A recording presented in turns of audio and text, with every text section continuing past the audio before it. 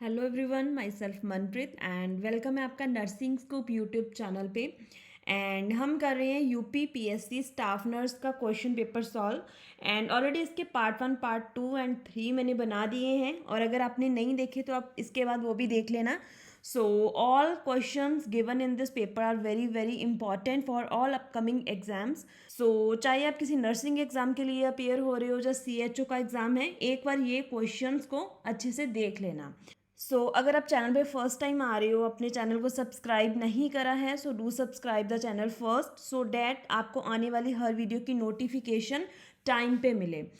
So here is a first question of today's video. जो first 75 question हैं वो हमने प्रीवियस पार्ट्स में डिस्कस करे थे। आज है 76 question. Question is about diuretics. Diuretics should be given usually eight which time. Diuretics का मेन काम क्या होता है? यूरिन प्रोडक्शन करना। अब ये ड्रग्स यूरिन प्रोड्यूस करेंगी, तो इसका देने का टाइम क्या होना चाहिए? नाइट टाइम में तो नहीं दोगे, ठीक है, नहीं तो पेशेंट पास आउट करने के लिए ही बार बार उसको उठना पड़ेगा। इवनिंग में भी इसलिए आप नहीं दोगे। एंड इसका जो प्रेफर टाइम होता है that is the morning time. And अगर 2 डायूरेटिक्स चल रहे हैं तो दूसरे को आप नून में दे सकते हो। यहाँ पे जो प्रेफरेंस बनेगी that is the morning time. बहुत ही ईजी क्वेश्चन था ये। चलो इसके साथ देखते हैं अब नेक्स्ट क्वेश्चन कौन सा है। Next question is from community health nursing.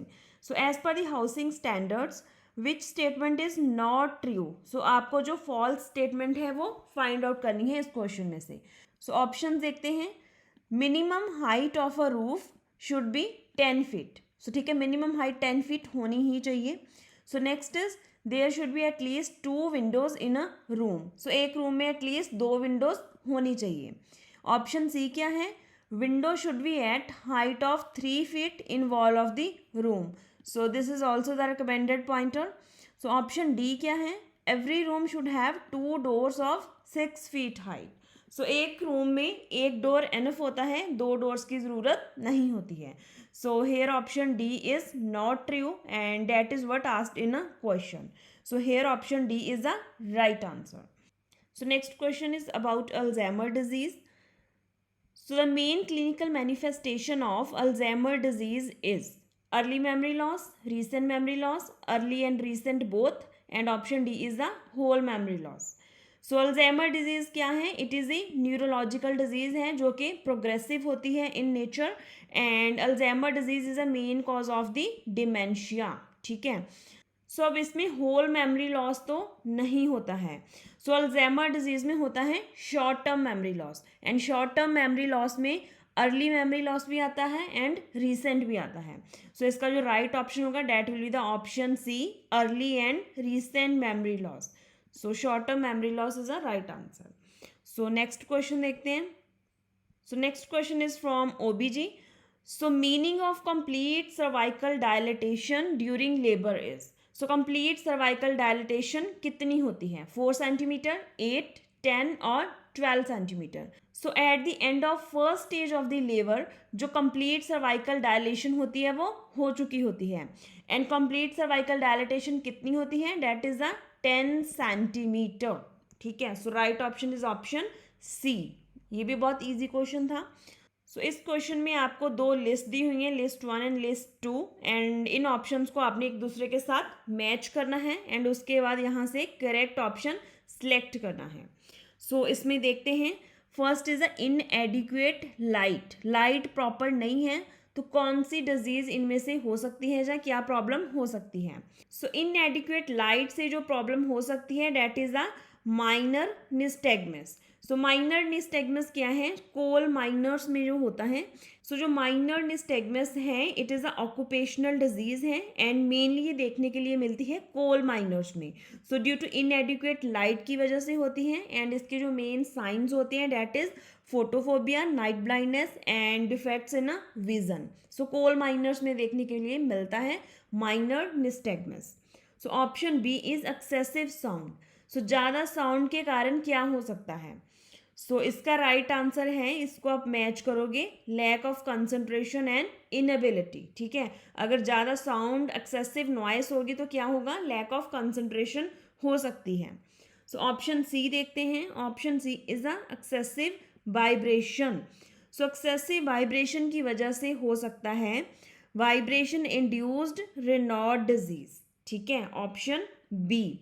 सो जो रेनॉल्ड डिजीज होगी due to the excessive vibration, उसकी वजह से जो ब्लड वेसल्स हैं, नर्व्स हैं, मसल्स हैं, जॉइंट्स हैं, वो इफेक्ट होते हैं। सो ऑप्शन डी क्या है, हाई प्रेशर अंडर वाटर। सो हाई प्रेशर अंडर वाटर से हो सकती है कैसन डिजीज। सो इस डिजीज में क्या होता है, it is due to the rapid decrease in pressure surrounding the person. So mainly जो स्कूबा वाले होते हैं और डीप सी डाइवर्स होते हैं उनमें देखने के लिए मिलती हैं। And in this the person will feel fatigue every time and pain in the muscles and joints, ठीक है। तो चलो अब हमने मैच इनको कर लिया, अब देखते हैं इन द गिवन कोड इनका आंसर क्या हो सकता है। सो ए को हमने मैच करा था 3 के साथ, सो 3 ए में भी है, बी में भी है एंड डी में भी है। सो सी में नहीं है तो सी तो इसका आंसर नहीं हो सकता, एलिमिनेट हो गया सी ऑप्शन। अभी देखते हैं बी, बी को हमने मैच करा था 1 के साथ, सो अभी ए भी हो सकता है, बी भी हो सकता है, सो डी इसका आंसर नहीं हो सकता है, इसको हमने एलिमिनेट कर दिया। सो अभी सी क्या है, एक्सेसिव वाइब्रेशन, इसको हमने मैच करा 2 के साथ, सी को मैच करा 2 के साथ, ठीक है, ऑप्शन बी होगा इसका most probably answer, because D को हमने मैच करा था 4 के साथ। सो इसका जो राइट आंसर बनेगा डेट इज ऑप्शन बी, ठीक है। So this question was from community health nursing. I hope आपने ऑक्यूपेशनल डिजीजेस के बारे में कुछ नया सीख लिया होगा। सो चलो नेक्स्ट क्वेश्चन देखते हैं। Next question is in reference to principle of growth and development of a children, so which of the following statement is or are correct? Option A is growth and development proceed in cephalocaudal direction, and option B is growth and development proceeds in proximodistal direction. So एक बार हम इनके meanings देख लेते हैं कि क्या होता है स्फेलोकॉडल एंड प्रोक्सिमोडिस्टल। सो स्फेलोकॉडल प्रिंसिपल क्या है? So according to this principle जो डायरेक्शन होती है ग्रोथ एंड डेवलपमेंट की, that is from head to the downward.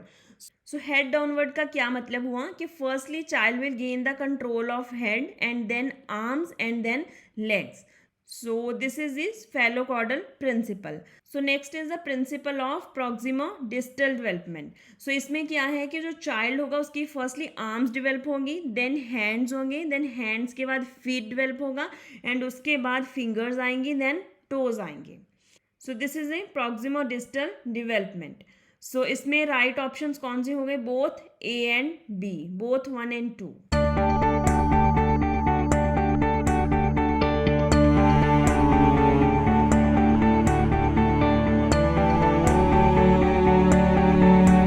Next question is, which one is the most common cause of ophthalmia neonatrum? So what is ophthalmia neonatrum? So it is the eye infection which develops in first 28 days of life, and इसका जो most common cause है that is a chlamydia trachomatis. So here option A is the right answer. Okay, so next question देखते हैं। So next question is, which one is a real Parkland formula to estimate the fluid requirement in, यहाँ पे in आएगा, in first 24 hours in a serious burn patient. So in burn patient जब हम fluid देते हैं तो उसको हम calculate करते हैं according to the Parkland formula, and इनमें से जो right option है for the Parkland formula that is the option A. 4 ml होता है into total burn surface area in percentage उसकी होती है, and body weight होता है in kg. So option A is the right answer here. So next question is, hepatitis B vaccine का schedule पूछा है आपसे।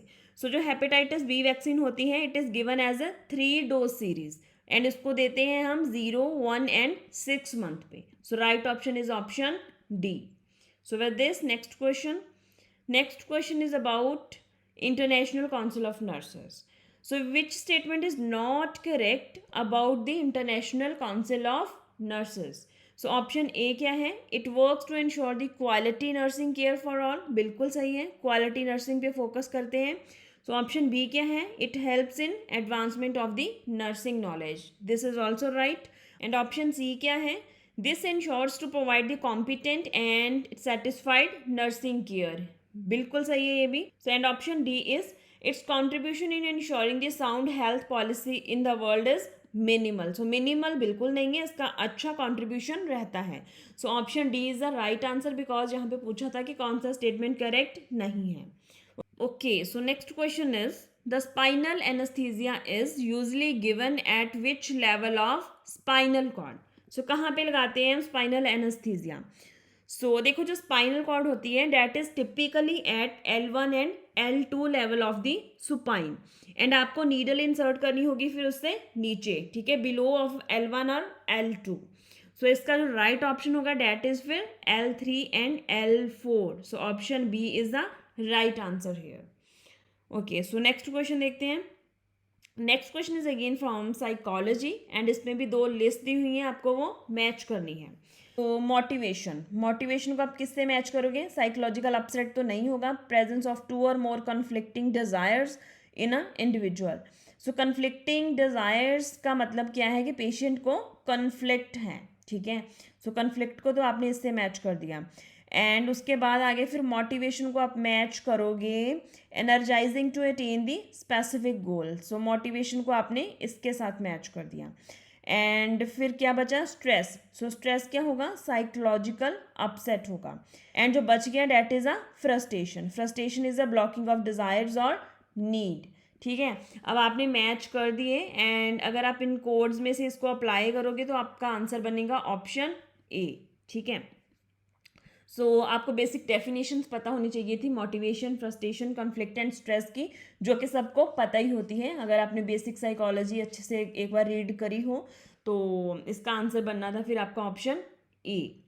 चलो नेक्स्ट क्वेश्चन देख लेते हैं। So next question is from OBG. So in which type of abortion the cervical os remains closed and there is no passage of the tissue? Option दिए हुए हैं complete abortion, inevitable abortion, incomplete abortion और threatened abortion. Complete abortion. So complete abortion name से ही clear है, in this there will the loss of the complete product of the conception. So complete product loss तभी होंगे अगर cervical loss open होगा तो। So फिर कंप्लीट अबॉर्शन में सर्वाइकल लॉस क्लोज्ड नहीं हो सकता, इसलिए this is not a right option. So option B क्या है? It is a inevitable abortion. So what is the meaning of inevitable abortion? So इसका मतलब है कि जो अबॉर्शन है वो स्टार्ट हो चुका है एंड अभी आप प्रेगनेंसी को कंटिन्यू नहीं करवा सकते हो। सो इन इनएविटेबल अबॉर्शन जो सर्विक्स होती है उसकी डायलिटेशन स्टार्ट हो जाती है, ठीक है। सो ये राइट ऑप्शन नहीं होगा इस क्वेश्चन का। So next is the incomplete abortion. So name से ही क्लियर है, इनकम्प्लीट अबॉर्शन मीन्स के there will be the loss of some products of the conception. So जो मेनली प्लेसेंटा होता है वही अंदर रह जाता है, बाकी सारी का सारा प्रोडक्ट बाहर आ जाता है। सो सर्विक्स ओपन होगी तभी बाहर आएगा, ठीक है। सो ये तीनों के तीनों ऑप्शंस इस क्वेश्चन का आंसर नहीं हो सकते। बचा क्या? Threatened abortion. सो नेम से ही क्लियर है, थ्रेटन्ड मतलब कि कुछ थ्रेटनिंग हो सकता है, बट अभी सर्वाइकल लॉस बिल्कुल क्लोज्ड है एंड कोई टिश्यू का पैसेज नहीं हो रहा है। सो राइट ऑप्शन हो गया ऑप्शन डी, थ्रेटन्ड अबॉर्शन में सर्वाइकल लॉस क्लोज्ड रहती है। सो नेक्स्ट क्वेश्चन देखते हैं। So next question is, what is the total iron requirement during an average pregnancy? So total iron requirement average pregnancy में होती है 1000 mg. So next question is, the most predominant causative agent of gas gangrene. So gas gangrene होती क्या है? Gas gangrene is a lethal infection of the soft tissues, ठीक है। सो इतनी ज़्यादा लीथल इन्फेक्शन हो जाती है कि फाउल स्मेलिंग गैस बनती है। सो इसका जो मेन पॉजिटिव ऑर्गेनिज्म है that is a Clostridium perfringens. So right option is option A. So next question देखते हैं। So next question is, which hormone is essential for production of milk in a mother breast? So production of milk के लिए important hormone कौन सा होगा?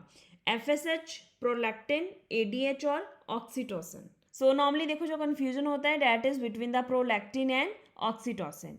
सो आज हम confusion को दूर करते हैं और जान लो कि जो प्रोलैक्टिन होता है that is responsible for production of milk, ठीक है। जो मिल्क प्रोडक्शन होती है, बायोसिंथेसिस होती है, उसके लिए प्रोलैक्टिन रिस्पॉन्सिबल होता है। एंड जो ऑक्सीटोसिन होता है, oxytocin is responsible for ejection of milk, ठीक है। इजेक्शन के लिए ऑक्सीटोसिन हो गया, प्रोडक्शन के लिए प्रोलैक्टिन हो गया, ठीक है। P for prolactin, P for production, ठीक है। Right option is option B. So next question is in 2 to 12 months baby, which respiratory rate may be an indicator of the pneumonia? So pneumonia में क्या होता है, टेकिप्निया होता है, means के जो रेस्पिरेटरी रेट है वो इंक्रीज हो जाता है। सो आपको फाइंड आउट करना है कि कितना respiratory rate will be the indicator of the pneumonia. So इसका जो राइट ऑप्शन है ऑप्शन ए, मोर देन 60 अगर होगा respiratory rate per minute, then that will be the indicator of the pneumonia. So with this moving towards the next question. So next question is from sociology. So in which year the POSCO Act was passed? So जो POSCO Act था, it is for the protection of children from the sexual offenses, and इसको पास करा था year 2012 में। So इसका right option is option B. So next question देखते हैं, the chlorofluorocarbon widely used in। सो जब हम छोटे होते थे ना तब से पढ़ रहे हैं कि जो क्लोरोफ्लोरोकार्बन होती है कहाँ कहाँ यूज़ होती है। सो प्रोपेलेंट्स में नहीं होती, हीटर्स में नहीं होती, कूलेंट्स में होती है, कंडक्टर्स में नहीं होती। सो जो CFC है जिसको हम यूज़ करते हैं कूलेंट्स मीन्स के रेफ्रिजरेटर्स में होती है, ठीक है। जो AC होते हैं एयर कंडीशनर्स उनमें होती हैं। So basically this CFC is responsible for ozone depletion, ठीक है, सुना ही होगा आपने। So right option is option C. So next question देखते हैं। So question number 96. Which of the following personal protective equipment mainly help in prevention of the droplet infection? So droplet infection को prevent करने के लिए इनमें से क्या use करोगे? Gloves. So gloves का उतना importance नहीं है in droplet infection. So next is mask. So mask की कितनी importance थी कोविड ने अभी बताई दी, ठीक है। So जो droplet infections हैं उनको prevent करने के लिए mask तो mandatory है। So gown and shoe cover का उतना इंपॉर्टेंस यहाँ पे नहीं है। सो राइट ऑप्शन बनेगा option B. So with this next question देखते हैं। So question number 97 is from paediatric nursing. So a condition in which the foreskin of penis is so much narrow that can not be retracted over the glans of penis is known as. So बहुत ही easy question था ये भी। इसका right answer है phimosis, option B. So next question is from psychology और psychiatry से भी बोल सकते हो आप इसको। So in which stage the Oedipus complex occurs in a children. So Oedipus complex कहाँ पे हमने इसको पढ़ा था, psychosexual theory. So psychosexual theory मैंने आपसे डिस्कस करी भी थी। सो जो फेलिक स्टेज होती है, फेलिक स्टेज में ऑडिपस कॉम्प्लेक्स देखने के लिए मिलता है। सो होता क्या है Oedipus complex, so in this complex जो मेल बेबी होगा उसका अपनी मदर के साथ ज़्यादा अटैचमेंट रहेगा, एंड इसके साथ एक इलेक्ट्रा कॉम्प्लेक्स भी होता है। इलेक्ट्रा कॉम्प्लेक्स में जो डॉटर्स होती हैं उनकी ज़्यादा अटैचमेंट होती है अपने फादर के साथ, एंड ये दोनों complex Oedipus and Electra complex देखने के लिए मिलते हैं फेलिक स्टेज में। सो ये फ्रॉइड के साइकोसेक्सुअल थ्योरी से ये क्वेश्चन लिया गया था। सो नेक्स्ट क्वेश्चन देखते हैं। What is the recommended flow rate of oxygen via nasal cannula? So right option is 4 to 6 liter per minute is the right answer. So next question देखते हैं। So last question is on which day the World Health Day is celebrated every year? So ये इसका answer तो सबको ही पता होगा, इसका answer है 7th of April, ठीक है। Okay, so that's all about the today's question. So इसके साथ हमने जो 100 क्वेश्चंस थे जो कि UPPSC एग्जाम में पूछे गए थे वो कवर कर लिए हैं, एंड मोस्टली इनमें से नर्सिंग के ही क्वेश्चन थे। सो अभी थोड़े से क्वेश्चन और बच गए हैं, सो वो मैं नेक्स्ट वीडियो में इसको कवर कर दूंगी। सो ये वीडियो आपको कैसी लगी कमेंट सेक्शन में अपनी फीडबैक जरूर प्रोवाइड करना, एंड अगर अच्छी लगी तो लाइक का बटन प्रेस कर देना यूट्यूब पे।